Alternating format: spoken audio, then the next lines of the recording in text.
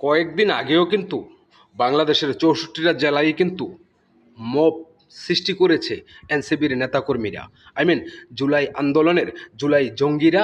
আর আপনারা যাদেরকে সমন্বয়ক বলে পরিচয় দেন, ওই সমস্ত বাজে চরিত্রের মানুষরা আন্দোলনের নামে এখানে সেখানে মব সৃষ্টি করেছে, শুধু শেখ হাসিনাকে দিল্লির মাটি থেকে বাংলাদেশে এনে তার বিচার করা হোক।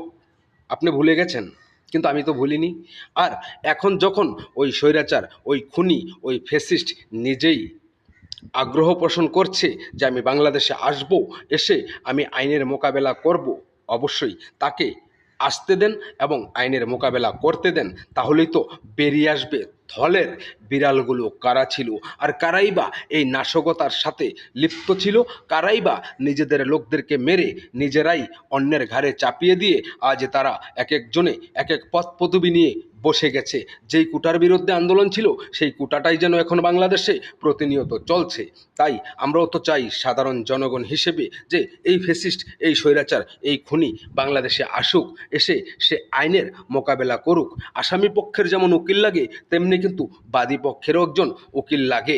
এখন ওই দুই উকিলের জেরার মুখে দেখা যাবে সত্য কোনটা আর মিথ্যা কোনটা। আমরা বাংলার জনগণ এটাই চাই যে আসলেই কি শেখ হাসিনা সেদিন ওই ছাত্রদের উপরে হামলা করেছিল, শেখ হাসিনার পুলিশ বাহিনী ওই ছাত্রদের উপরে হামলা করেছিল, নাকি সেটা পুরোটাই ছিল একটা সাজানো নাটক।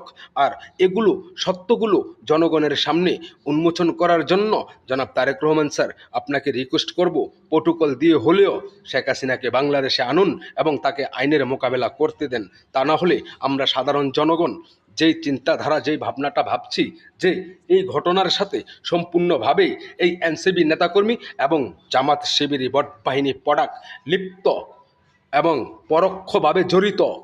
কারণ তারা স্বাধীনতা মানে না, 71 মানে না, তারা যে বাংলাদেশের ভালো চায় সেটা আমি কি করে বিশ্বাস করব। আর তারাই যে খুন করে আরেকজনের ঘাড়ে চাপিয়ে দেনি সেটা আমি কি করে বিশ্বাস করব। কারণ আমি চাই প্রমাণ, আর প্রমাণ ছাড়া বাংলার জনগণ কখনো আপনাকেও বিশ্বাস করে না এবং শেখ হাসিনাকেও করে না। আর জামাত শিবির তো তুচ্ছ একটা বিষয়, বটবাহিনী প্রোডাক্ট। আর ওই প্রোডাক্ট তো চিরতরের জন্যই অবিশ্বাসের খাতায় তাদের নাম লিপিবদ্ধ হয়ে গেছে। তাই ওই শেখ হাসিনাকে বাংলাদেশে আসার সুযোগটা আপনি করে দিতে হবে। কারণ একটাই, সে আইনের মোকাবেলা করবে, আর আমরাও চাই সে আইনের মোকাবেলা করুক। সেখানে